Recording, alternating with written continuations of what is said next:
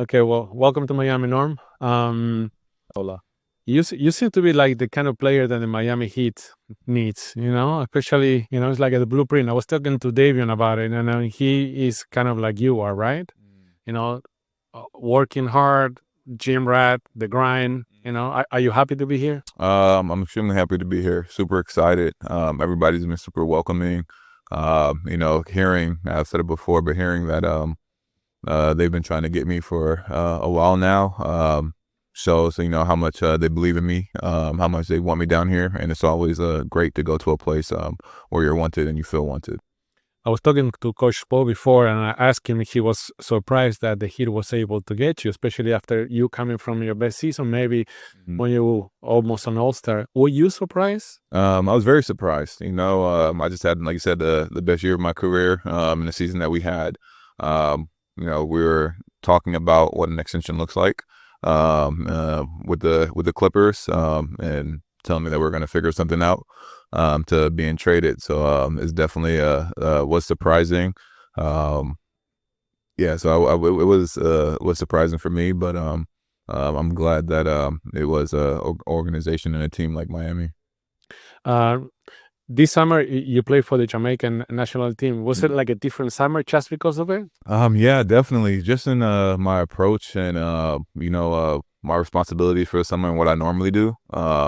Definitely shorter rest because you having to prepare for the games and things like that. And then just my whole scheduling, literally like a 3-week block, just dedicated for the national team and prepping and preparing for that.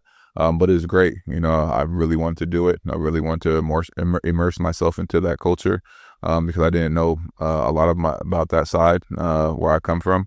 My dad's Jamaican. He was born and raised in Kingston, but I didn't know anything from that side of the family. So it was more of a personal experience for me, a passion project for me. I'm glad that it turned out the way it did and helping them advance. But I didn't know how big it was for the country and the response from me participating and helping them advance for the first time in the country's history. I wasn't expecting that. And you score a lot of points there. Thinking about that in Jamaica and now with the season starting without Tyler, do you think you can become like the first scoring option in this team? Yeah, definitely. Talking to Tyler, texting him about it. He told me to hold it down. I told him, I got him. I've been here before last year. It's a very similar situation for me with Kawhi not being able to play that first part of the season. And somebody having to step up and be that scoring option, especially after losing Paul George. Nobody thought that, one, I'd have the season that I did or that anybody would be able to do that.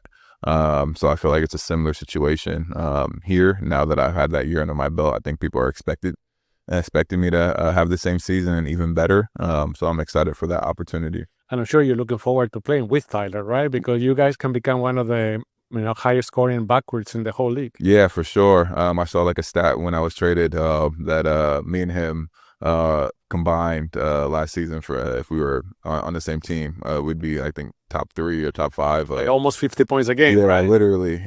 So it's super exciting. I think our games complemented one another.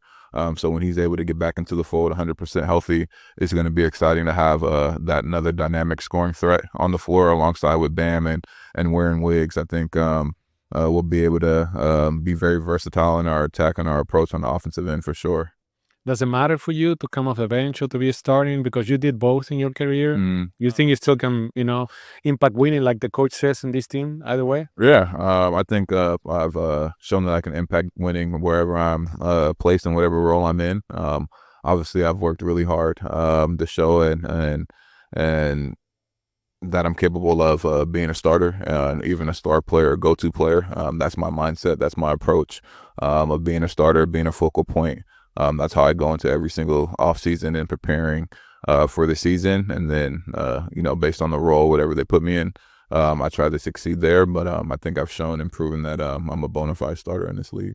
Norm, when we look at NBA, maybe 20, 25 years ago, a player your age, 32, was thinking more about, the end of his career and never thought that you were maybe at the, highest point of your career. How is that happening? What changed? A lot of people talk about training, a lot of talk about nutrition, medicine, or it's all of it? Yeah, I think it's a little bit of everything. The training is a lot different. The taking care of your body, the science behind it is a lot different. Recovering, players have found ways to extend their career 3, 4, 5 years. I mean, look at LeBron, look at Vince Carter, look at Chris Paul, look at these guys who have been playing 20 years, 18 plus years in the NBA, and still being able to contribute at a high level.